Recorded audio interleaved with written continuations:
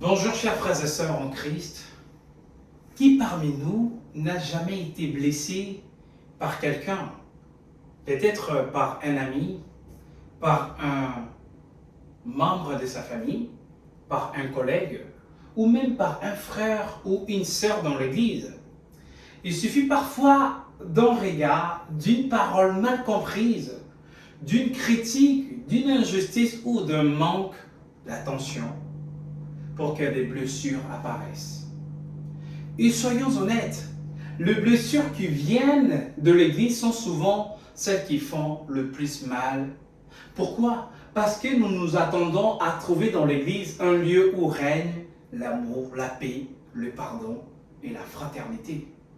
Pourtant, l'Église est composée d'hommes et de femmes qui aiment Dieu, mais qui restent imparfaits.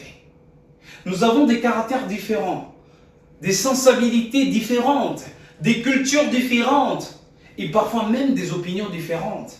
Alors, une question se pose.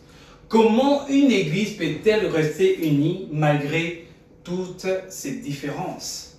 Car Satan connaît une vérité que nous oublions parfois. Il sait qu'il est très difficile d'arrêter une église qui prie.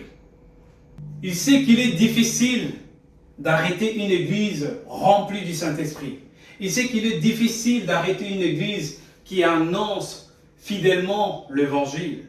Alors, lorsqu'il ne peut pas détruire l'église de l'extérieur, il essaie souvent de l'affaiblir de l'intérieur. Il sème les murmures, les comparaisons, les jalousies, les préférences personnelles, les malentendus, les critiques. Et peu à peu, ce ne sont plus les persécutions qui ralentissent l'œuvre de Dieu, mais les divisions entre ceux qui devraient marcher ensemble. Pourtant, lorsque nous ouvrons la Bible, nous découvrons quelque chose de très encourageant. L'Église du 1er siècle n'était pas une Église parfaite. Beaucoup pensaient que le premier chrétien vivait sans aucun problème. Ce n'est pas ce que nous montre la parole de Dieu. Au contraire, dès les premiers chapitres du livre des Actes, l'Église fait face à des défis importants.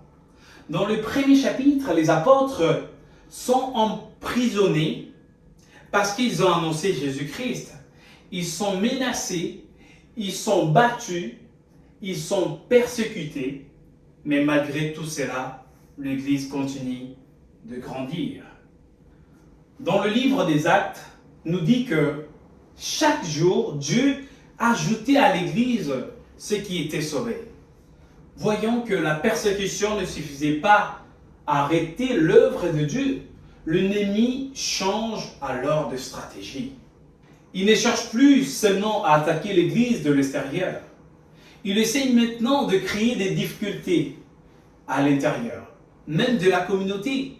Et c'est précisément ce que nous découvrons dans le livre des Actes chapitre 6.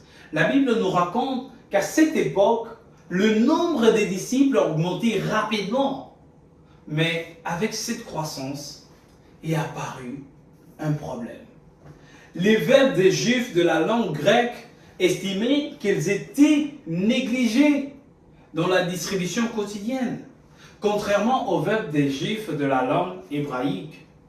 Très vite, des murmures ont commencé à circuler. L'Église était confrontée à un véritable risque de division. Imaginez un instant, les apôtres auraient pu ignorer le problème. Ils auraient pu dire, ce n'est pas important. Ils auraient pu prendre parti. Ils auraient pu laisser les frustrations grandir. Mais ils ont compris quelque chose d'essentiel. Ils ont compris que préserver l'unité de l'Église était indispensable pour que la mission continue. Sous la direction du Saint-Esprit, ils ont reconnu le problème, cherché une solution juste et confié cette responsabilité à des personnes remplies de sagesse et de l'Esprit de Dieu. Le résultat fut extraordinaire. La Bible déclare dans le livre de Actes chapitre 6 verset 7, la parole de Dieu se répandait de plus en plus, le nombre des disciples augmentait beaucoup à Jérusalem, une grande foule de sacrificateurs obéissant à la foi. Autrement dit, lorsque l'Église a choisi l'unité plutôt que la division, la mission de Dieu a continué à avancer. Mes chers frères et sœurs en Christ, cette histoire n'appartient pas seulement au passé, elle nous concerne encore aujourd'hui. Nous aussi, nous pouvons connaître des désaccords. Nous pouvons avoir des sensibilités différentes. Nous pouvons parfois être blessés ou déçus. Mais la vraie question n'est pas qui a tort, qui a raison.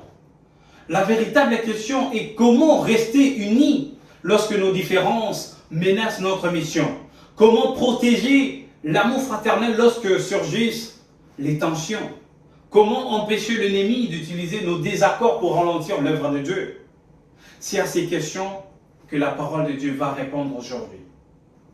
Je vous invite donc à méditer avec moi sur le thème de ce culte. Quand les différences menacent la mission, comment rester unis pour l'œuvre de Dieu? Que le Seigneur ouvre nos cœurs, nous donne un esprit d'humilité, de sagesse et d'amour, afin que rien ne puisse empêcher son œuvre d'avancer au milieu de nous. Chers amis, chers frères et sœurs en Christ, après avoir découvert le contexte d'Actes chapitre 6, une vérité apparaît immédiatement. Le problème de l'Église n'était pas l'existence du conflit. Le véritable danger était la manière dont ce conflit allait être géré. Car il y a une réalité que nous devons accepter. Tant que l'Église sera composée des êtres humains, il y aura parfois des incompréhensions, des différences et des désaccords. La question n'est donc pas, y aura-t-il des conflits? La vraie question est, que ferons-nous lorsque ces conflits apparaîtront? Regardons ce que dit la parole de Dieu dans le livre de Actes chapitre 6, verset 1. Lisons dans le livre de Actes chapitre 6, verset 1. En ce temps-là, le nombre des disciples augmenta. Les hellénistes murmuraient contre les Hébreux parce que leurs veuves étaient négligées dans la distribution qui se faisait chaque jour. Remarquons quelque chose de très intéressant. Le problème n'était pas doctrinal. Le problème n'était pas du tout question de principe ou bien de la Bible. Le problème n'était pas doctrinal. Personne ne contestait la divinité de Jésus. Personne ne rejetait l'évangile. Il n'y avait pas de problème doctrinal. Le conflit portait sur un besoin concret. Certains veuves avaient le sentiment d'être oubliés. Autrement dit, un problème d'organisation était en train de devenir un problème spirituel. Et cela arrive encore aujourd'hui. Une décision mal comprise, un manque de communication, une impression d'injustice, une responsabilité confiée à quelqu'un d'autre.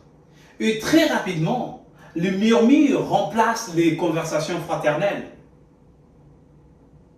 L'ennemi sait qu'un simple malentendu peut devenir une grande division si personne ne cherche à les résoudre avec sagesse. Ce texte nous enseigne donc une première leçon. Tous les conflits ne viennent pas d'une mauvaise intention. Beaucoup naissent simplement d'un manque d'écoute, de communication, d'organisation aussi. C'est pourquoi nous devons toujours chercher à comprendre avant de juger. Prenons nos Bibles pour lire dans le livre de 1 Corinthiens chapitre 1 verset 10. Je vous exhorte, frères, par le nom de notre Seigneur Jésus-Christ, à tenir tous un même langage et à ne point avoir de division parmi vous, mais à être parfaitement unis dans un même esprit et dans un même sentiment. L'Église de Corinthe connaissait également des tensions et des divisions. Certains suivaient Paul, d'autres Apollos. Paul rappelle que l'unité n'est pas une option, mais une nécessité pour l'Église. Le diable cherche toujours à diviser ce que Dieu veut unir. Cette vérité est également rappelée par la sœur Ellen White dans la note. Écoutons ce qu'elle écrit à propos des divisions dans l'Église. Je vais inviter mon frère Johan pour nous faire la lecture. Avant que le Christ ne vienne en personne pour révéler le caractère de son Père, Satan pensait qu'il y aurait le monde entier de son côté. Et aujourd'hui, l'ennemi joue toujours le jeu de la vie avec tous. Il cherche à susciter les dissensions et les divisions, mais si nous sommes participants de la nature divine, nous nous dresserons comme un tout uni. Ne nous laissons pas aller à penser que nos églises pourront jouir de la bénédiction de Dieu si elles périssent dans la désunion. Nous devons être en ce monde les représentants du Christ. Il nous a appelés à la gloire et à la vertu. De même qu'il représentait le Père, nous devons le représenter au monde, car en le représentant, nous représentons le Père qui est partout où son aide est nécessaire. Nous avons une grande œuvre à accomplir pour le Maître. Jésus ayant tant sacrifié pour nous, donnant sa vie pour notre salut, lui ferons-nous honte par notre ligne de conduite ? Il désire nous voir atteindre le niveau le plus élevé. Lorsque par une foi vivante, nous nous emparons de la puissance d'un Christ vivant, lorsque nous invoquons ses promesses infaillibles et nous en réclamons pour nous-mêmes, lorsque nous recherchons le pouvoir du Saint-Esprit, nous mangeons la chair et buvons le sang du Fils de Dieu. Lorsque les divisions prennent la première place, la mission passe souvent au second plan. Quel message puissant! Ellen White nous rappelle que Satan n'a pas changé de stratégie. S'il ne peut pas empêcher l'Église d'exister, il cherchera à affaiblir son témoignage en créant des divisions entre les croyants. Mais lorsque nous représentons réellement le Christ, nous choisissons l'amour, l'humilité et l'unité plutôt que les querelles. Dans le livre de Éphésiens chapitre 4, versets 2 à 3 nous dit « En toute humilité et douceur, avec patience, vous supportant les uns les autres avec charité, vous efforçant de conserver l'unité de l'esprit par le lien de la paix. » Paul ne dit pas que l'unité vient naturellement. Il dit que nous devons nous efforcer de la conserver. Pourquoi? Parce que nous sommes différents. Nous n'avons pas tous le même caractère, les mêmes expériences ou les mêmes opinions. Mais malgré nos différences, Dieu nous appelle à préserver l'unité par l'humilité, la patience et l'amour. L'unité chrétienne n'est pas l'absence de désaccords, c'est la capacité de rester unis malgré nos désaccords. Ce qui est remarquable dans Actes chapitre 6, les apôtres n'ont pas ignoré les problèmes, ils n'ont pas prétendu que tout allait bien.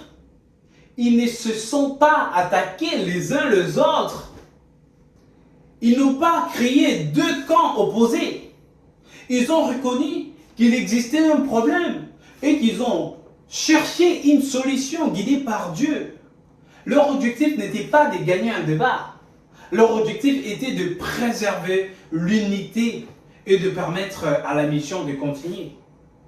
Mes chers frères et sœurs, lorsqu'un problème apparaît dans l'Église, notre première réaction ne devrait pas être la critique, l'accusation ou la division. Notre première réaction devrait être la prière, le dialogue et la recherche de solutions. Demandons-nous toujours, ce que je fais contribue-t-il à l'unité de l'Église ou à sa division? Car notre mission n'est pas de gagner des arguments, mais de gagner des âmes pour le royaume de Dieu. Chers amis, chers frères et sœurs en Christ, après avoir vu que même l'Église primitive a connu des conflits et des tensions, nous allons maintenant découvrir une autre leçon essentielle.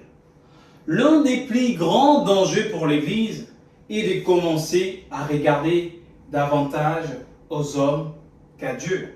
Lorsque nous concentrons notre attention sur les personnes, les fonctions ou les préférences personnelles, nous risquons d'oublier celui qui est réellement à la tête de l'Église, Jésus-Christ.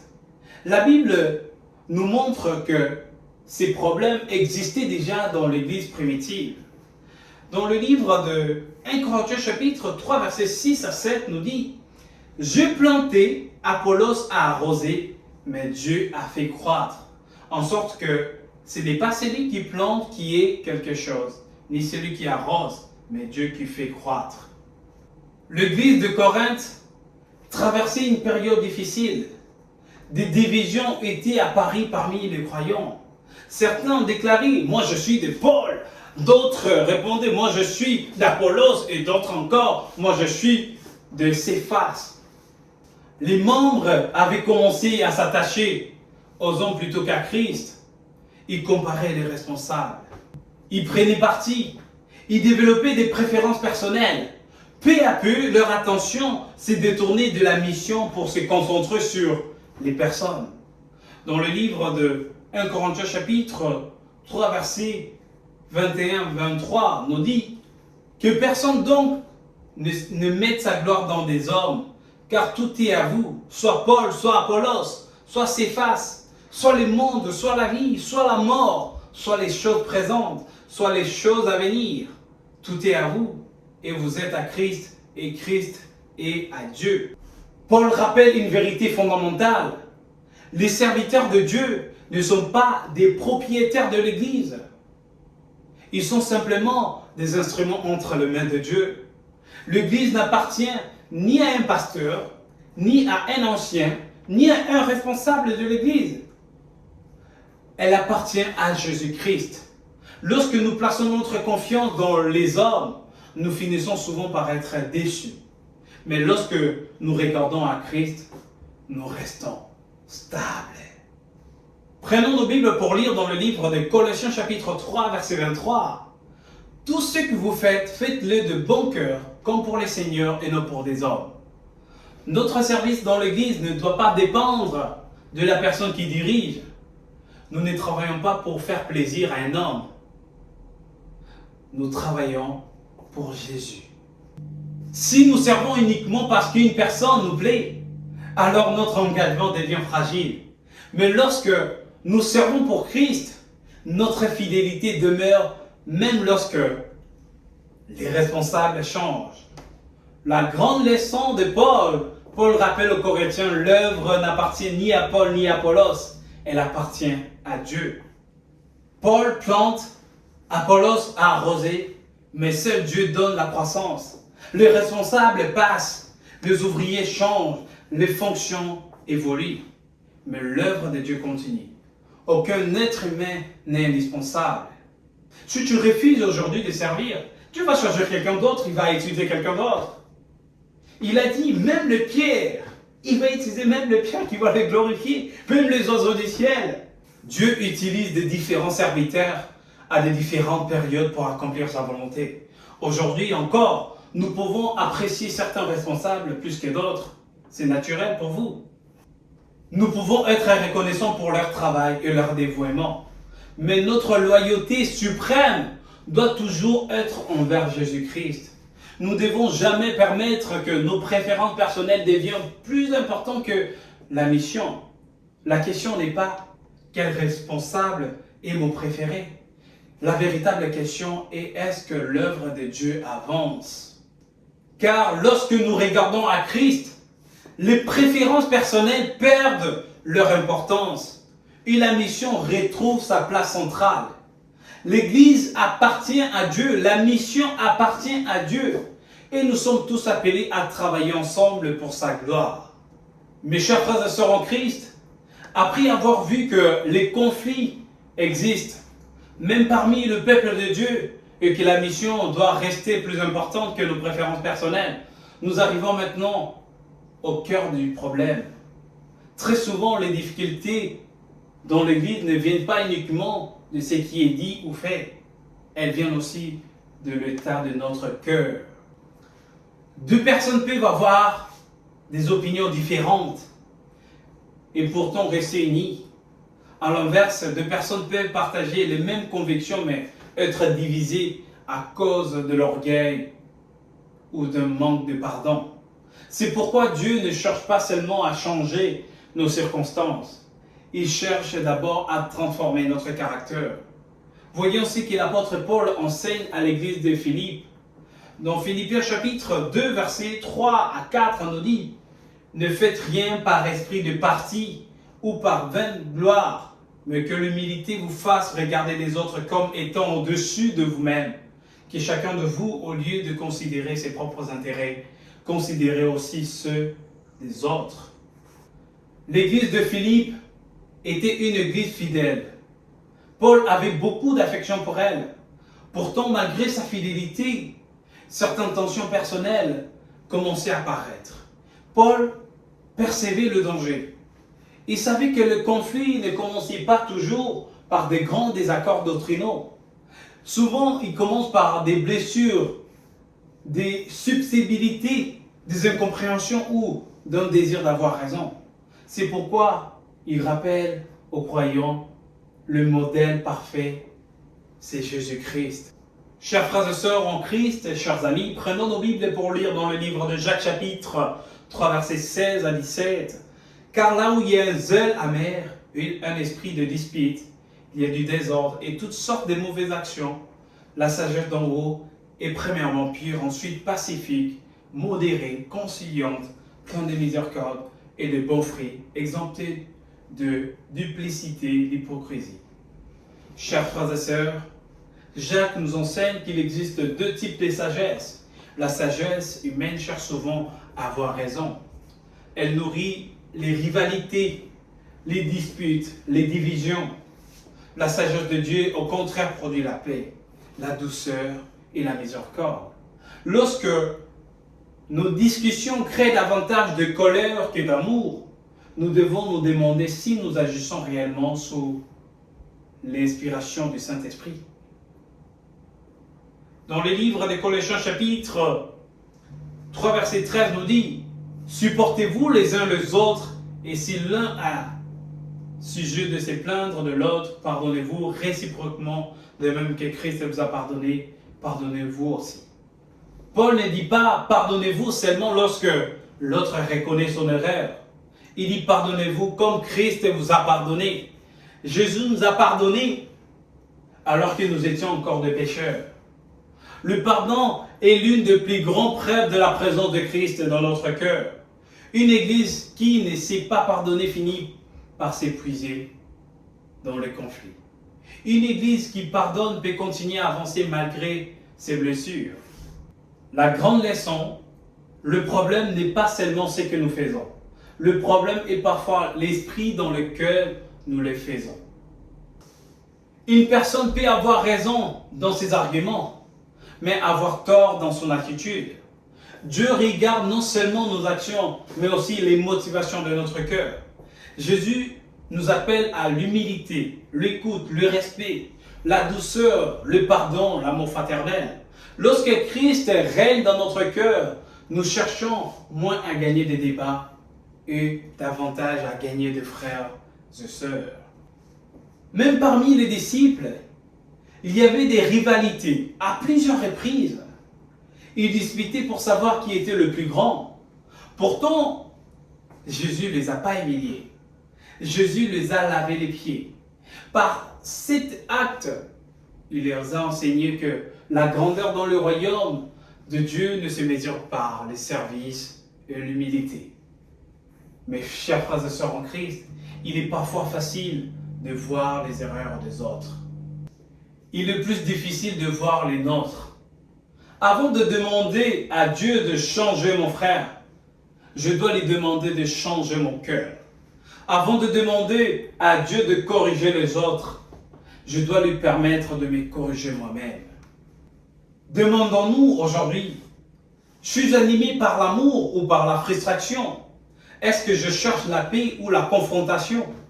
Est-ce que je vais avoir raison ou glorifier Christ?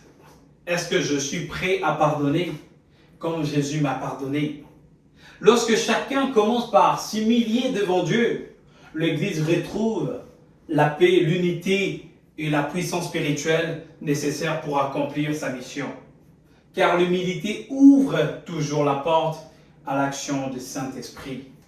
Chers frères et sœurs en Christ, après avoir parlé des conflits dans l'Église primitive, de l'importance de placer Christ au-dessus de nos préférences et de l'appel à l'humilité et au pardon, nous arrivons maintenant à une question essentielle. Pourquoi Dieu nous a-t-il appelés dans son Église? Lorsque nous oublions notre mission, les problèmes prennent toute la place. Lorsque nous nous concentrons uniquement sur nos désaccords, nos frustrations ou nos blessures, nous perdons de vue ce qui est le plus important. Mais lorsque nous regardons à nouveau à la mission que Jésus nous a confiée, beaucoup de choses retrouvent leur juste place. Jésus nous rappelle aujourd'hui que notre priorité n'est pas d'avoir raison, mais de sauver des âmes. Dans le livre de Matthieu chapitre 9, versets 37 à 38, nous dit « Alors, il dit à ses disciples, la moisson est grande, mais il y a peu d'ouvriers. Priez donc le maître de la moisson d'envoyer des ouvriers dans sa moisson. » Jésus parcourait les villes et le village. Partout où il allait, il voyait des hommes, des femmes, des jeunes et des enfants qui avaient besoin d'espérance. La Bible dit qu'il fut ému de compassion parce qu'ils étaient comme des brebis sans berger. Face à cette situation, Jésus ne parle ni des politiques, ni des pouvoirs, ni des positions, ni des débats administratifs. Il parle des âmes qui ont besoin d'être sauvées. Son regard était tourné vers ceux qui souffraient, vers ceux qui étaient perdus, vers ceux qui avaient besoin de connaître le salut. Prenons nos Bibles pour lire dans le livre de Jean chapitre 4, verset 35. Ne dites-vous pas qu'il y a encore 4 mois jusqu'à la moisson? Voici, je vous l'ai dit, levez les yeux et regardez les champs qui déjà blanchissent pour la moisson. Les disciples regardaient les circonstances. Jésus leur demandait de regarder les âmes. Très souvent, nous regardons les problèmes, nous regardons les tensions, nous regardons les difficultés, mais Jésus nous demande de lever les yeux. Autour de nous se trouvent des personnes qui ont besoin d'une visite, d'une étude biblique, d'une prière, d'un encouragement, d'un témoignage. Le champ missionnaire est immense.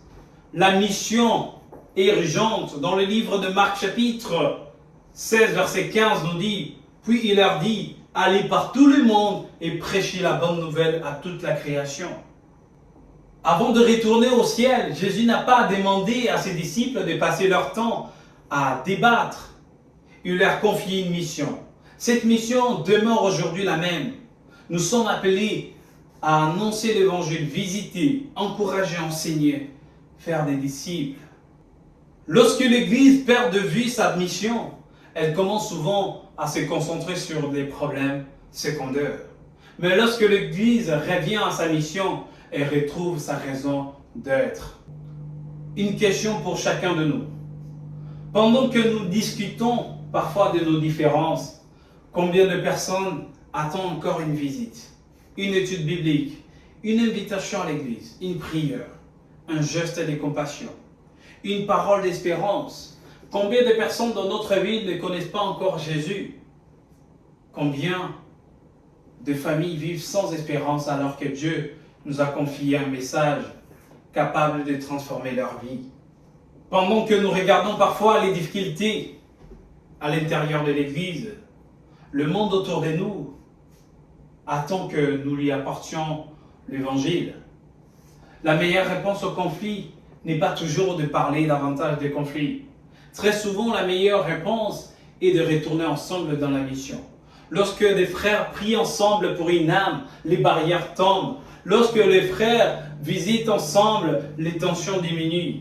Lorsque des frères étudient la Bible avec une personne intéressée, ils se rappellent pourquoi Dieu les a appelés. La mission rassemble ce que les divisions cherchent à séparer. Plus nous nous rapprochons de Christ, plus nous nous rapprochons les uns des autres. Mes chers frères et sœurs en Christ, aujourd'hui, Dieu ne nous demande pas d'être tous identiques. Il ne nous demande pas d'avoir exactement les mêmes opinions sur chaque sujet. Si je vais manger quoi aujourd'hui, si je vais manger tel, ça. Non. mais il nous demande d'être unis en Jésus-Christ. Nous pouvons avoir des parcours différents. Nous pouvons avoir des sensibilités différentes. Nous pouvons parfois avoir des désaccords. Mais nous avons le même Sauveur, la même Bible, la même mission, le même Saint-Esprit, la même espérance du retour de Jésus. Alors aujourd'hui, demandons humblement à Dieu de guérir nos blessures, de purifier nos motivations, de nous apprendre à nous aimer sincèrement, de nous donner un esprit d'humilité et de pardon, de remettre la mission au centre de notre vie.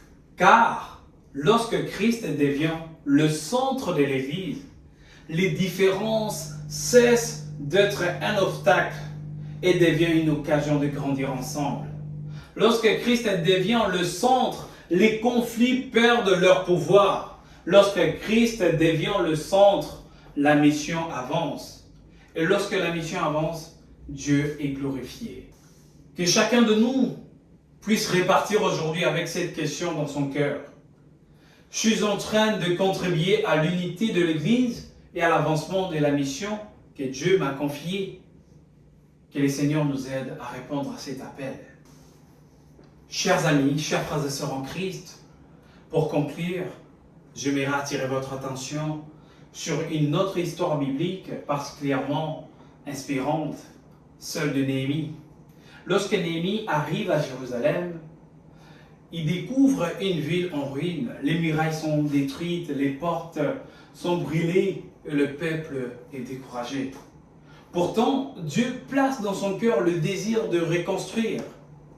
Ce qui est remarquable, c'est que le peuple qui participe à cette reconstruction est composé de personnes très différentes. Des sacrificateurs, des dirigeants, des artisans, des commerçants, des familles entières. Ils n'avaient pas tous le même métier, ils n'avaient pas tous les mêmes capacités, ils n'avaient pas tous les mêmes opinions, mais ils avaient un objectif commun.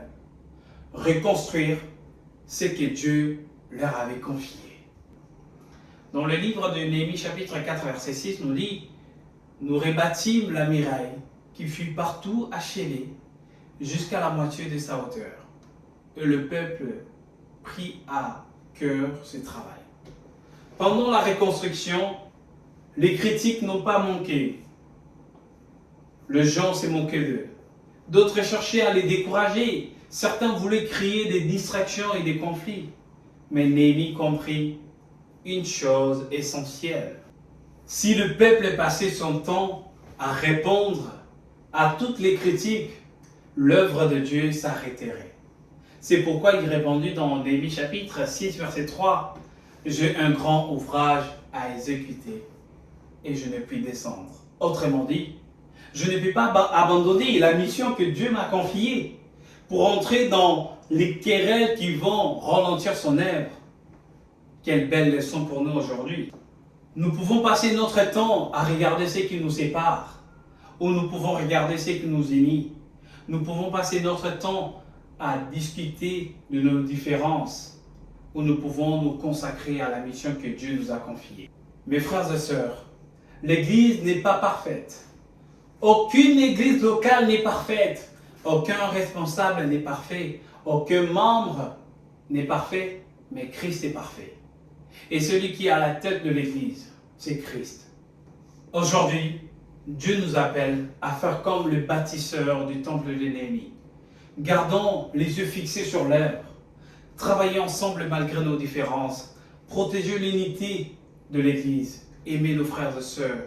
Rechercher le salut des âmes. Un jour, Jésus reviendra. À ce moment-là, ce ne sont pas nos débats qui auront de la valeur. Ce seront les âmes sauvées par son royaume. Alors, levons les yeux vers Christ. Mettons de côté tout ce qui peut ralentir l'œuvre de Dieu et répondons ensemble comme Néhémie. Nous avons un grand ouvrage à accomplir et nous ne pouvons pas descendre.